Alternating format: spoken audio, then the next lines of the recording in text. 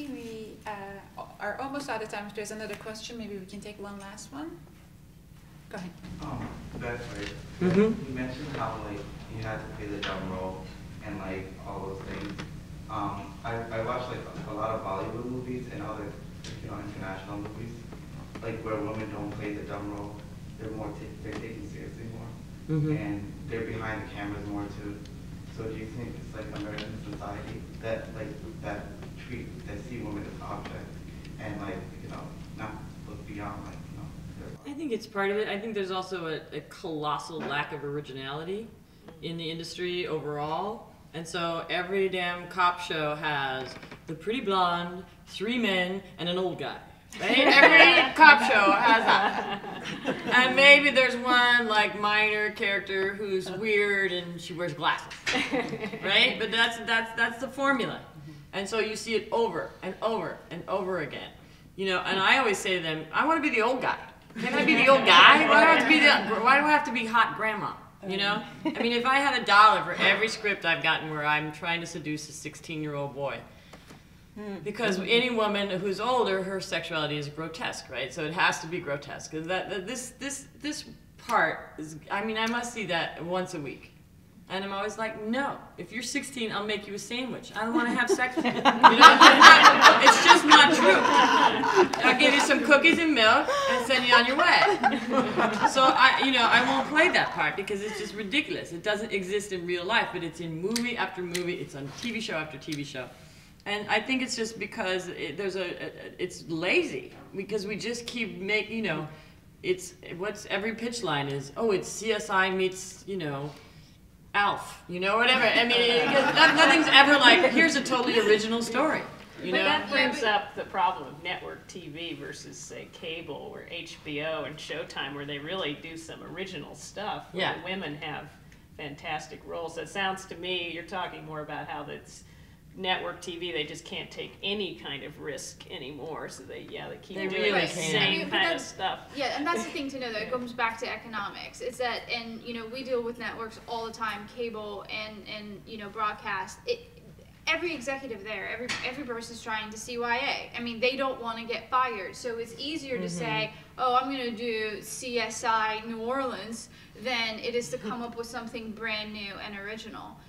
Again, it's not a popular observation, but something to keep in mind when you compare, and I'm not speaking for Bollywood because I'm not going to pretend to know anything about them, but for the European films coming out of it, those are, I would say, 99% government funded. And so the idea of it has to make money back isn't there. So they are able to try more things and do more crazy things, or give roles to women that would normally go to men, where in this country, again, it's CYA. The people who are spending the money need to make the money back so they have a job tomorrow.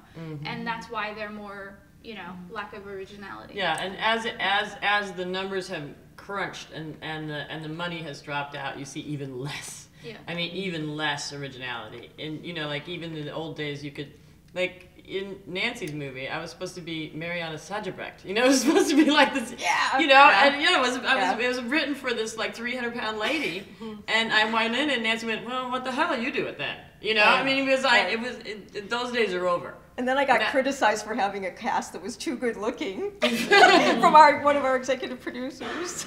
But nowadays, if it's written for Mariana Sajabrecht, well, then that's who's going to play it. Right. There's so little room for variation, which is why, all of you that are going to go out and make films, you don't necessarily have to go to LA and New York anymore. There's viable communities all over the place.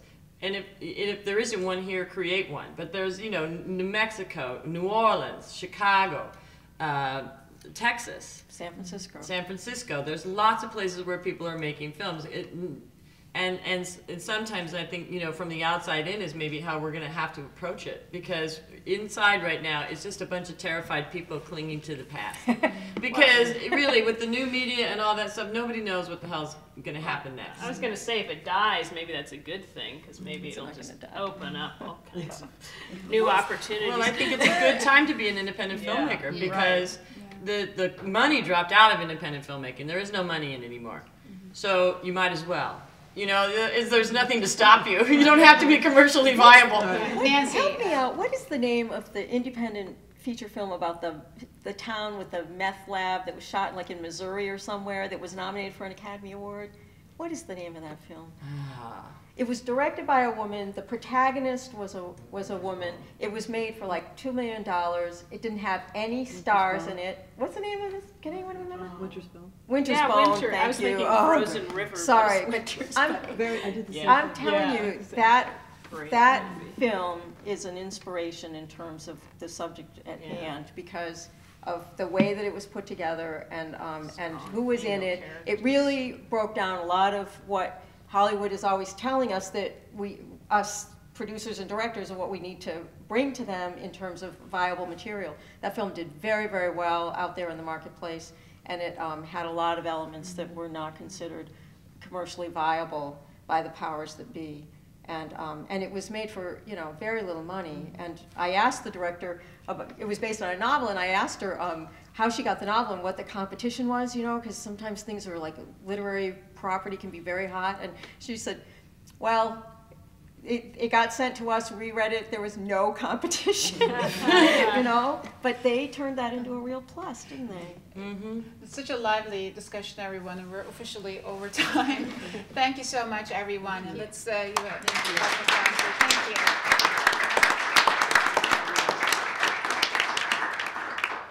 And thank you guys too.